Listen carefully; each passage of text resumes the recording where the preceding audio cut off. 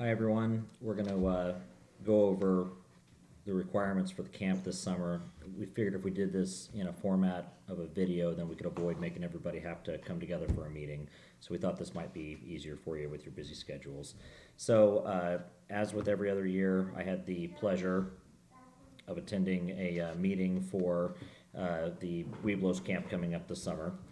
And basically they gave us a rundown of what to expect and what we need to get done before then. And so that's kind of what we're going to go over now. Prior to our departure, we need to start working now on making sure that everybody that's going has their youth protection forms.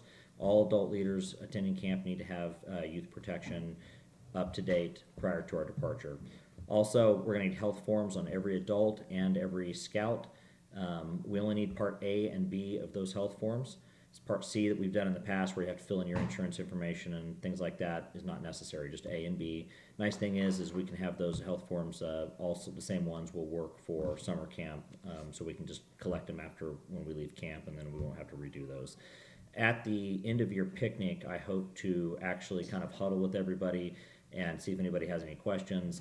Also talk with anybody that didn't get to see this video, and we'll just go ahead and fill out the health forms right there and get them done.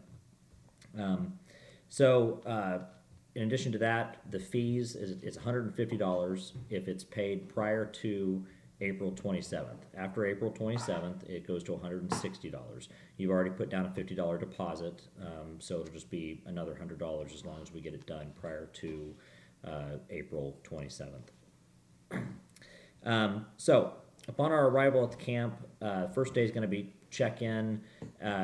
When we arrive at the camp, they really would ask us to carpool. I guess parking out there is an absolute nightmare. They want us to carpool as much as we can, so that's something we'll talk about also going forward. And they also don't want us to arrive any earlier than 12 noon.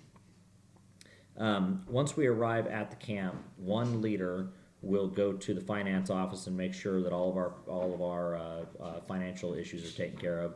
They're also going to have us do a walkthrough of the camp and ensure that we don't have any damage in the tents at all, so that we don't get charged for damage that wasn't ours. During that time, everybody else will head to the mess hall with their health forms to check in there. And then following that, we'll get to our campsite and we will actually start heading off to do our swim test. All right, about those swim tests. In the past, some of the boys have been stressed out about it. It is a rather extensive swim test, but they want to make sure that everybody gets the message before we even get there that there's really all the boys are going to get to swim. What happens with the swim test doesn't matter. So they're going to do it in a way that everybody's going to achieve hopefully the red band where they can be in the non-swimming areas of the pool that they're probably somewhere around 3-4 feet deep. And then from there, everybody will continue on. So some boys will get an extra ability to swim, but they want to make sure that we're not doing it as anything punitive. I'll email out to everybody with some more information what the actual swim test is. It might not be a bad thing for your boys to be practicing those things so that they don't stress out about it and that they do well on it. Following swim testing, there's going to be the standard emergency drill. I guess they've actually improved some of the storm shelters, so we won't be in the storm shelter, but just a brief amount of time, then we'll come out and do a roll call and make sure that we have everybody accounted for. Following that, there's going to be a leaders meeting and then campfire. Day 2 is when the real programming starts. I have to say the guy that's running the programming was really interesting, charismatic. He seemed like a fun guy. They've done a lot to do the best they can to make this a fun camp for the boys.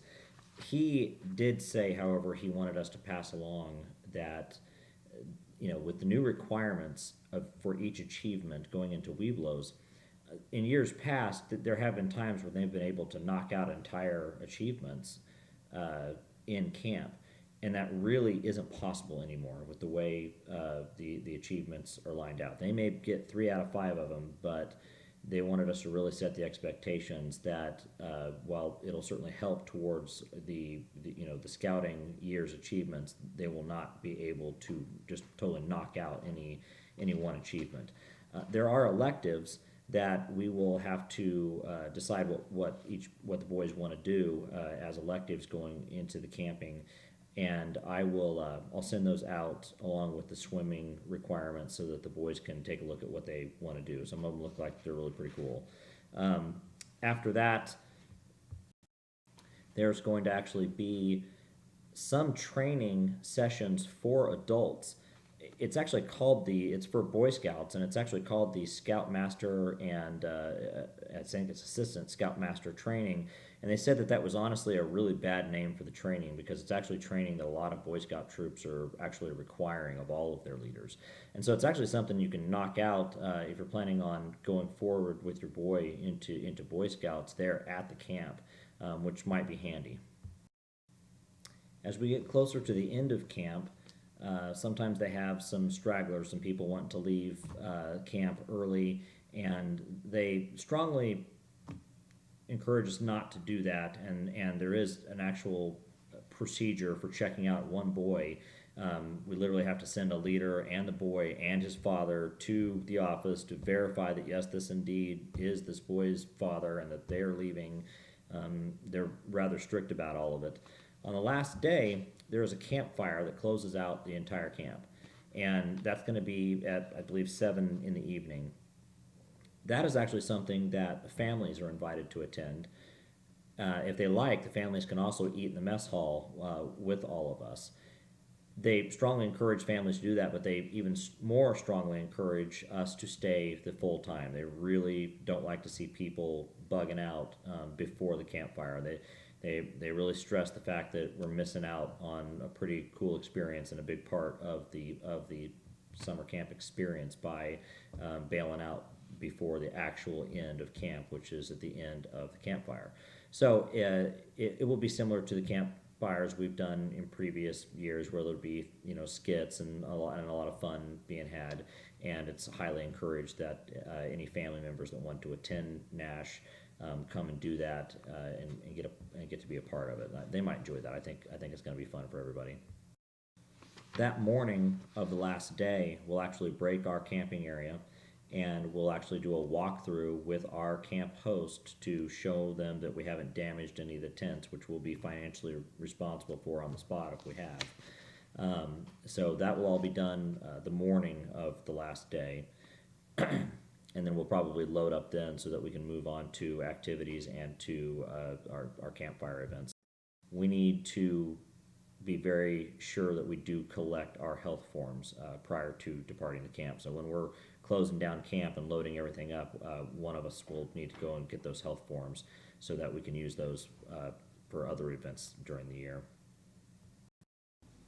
Okay, so items that we may want to think about taking with us. I personally learned last year, as I looked on jealousy on the guy across the way from me who had brought a mosquito netting to hang in his tent so that he could keep his tent flaps open at night. I personally plan to be getting mosquito netting so I can open up the tent flaps at night, because let's face it, it's going to be hot. Every boy is going to need to have a water bottle or a cup. There's lots of watering stations along the way. Most of those are just hose spigots. Our campground will actually also have a hose spigot in it, and they said we're welcome to bring a garden hose with us and attach it, and that might be a good idea for us.